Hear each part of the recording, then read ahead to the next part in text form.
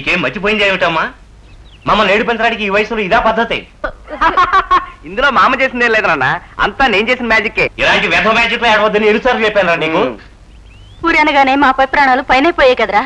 అయినా నువ్వు ఆటలాడటానికి ఇంటలుడే దొరికాడంటరా. ఇదిగో నువ్వు ఊరికే కోపడబాకలే నాయనమ్మా. మన ఊరు సూరబాయి గారు విశాఖపట్నం వెళ్ళాట. అక్కడ మామయ్య అత్తయ్య వాళ్ళని చూశాట. వాళ్ళ ఫ్యామిలీ ఫోటో తీసుకొచ్చాడు. నిన్ను చూసి ఎంతకాలం అయిందమ్మా. మామయ్య అత్తయ్య వాళ్ళ ముగ్గురు కూతుళ్ళు రంభ, ఊర్వశి, మేనక. బంగారు బొమ్మల్లాగుండారు.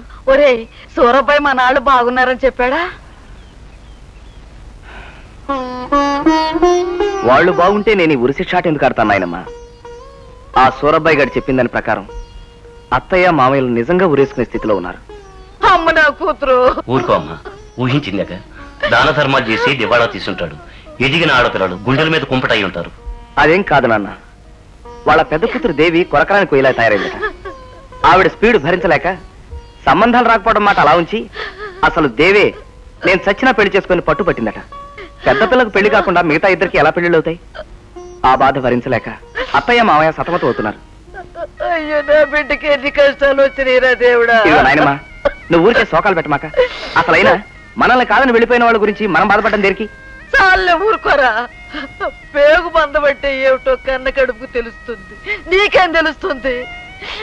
కాటి కాళ్ళు చాసుకున్న దాన్ని నేను చావటానికైనా ఒప్పుకుంటే నా బిడ్డల్లో ఒక బిడ్డ కష్టపడుతుంటే నేను కాలం కలిసి వస్తే ఆ పిల్లని ఇంటి కొడలుగా చేసుకోవాలనుకున్నాం. మేము ఒకటి తెలిస్తే దేవుడు మరోలా రాశాడు. మీరంతా ఎందుకింత రాద్ధాంతం చేస్తున్నారు?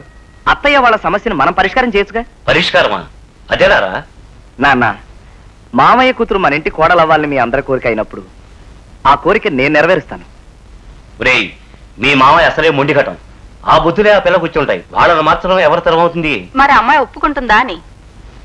పర్వతాల్ని ఆ దేవుడు సృష్టిస్తే వాటిని పేల్చేసే డైనమైట్ని మనిషే సృష్టించాడు. నాయనే, నా బంగారం. సరే గాని మీ మావయ్యకు మనం అంటే కోపం, ఆ పిల్ల చూస్తే గయ్యాళదాయే.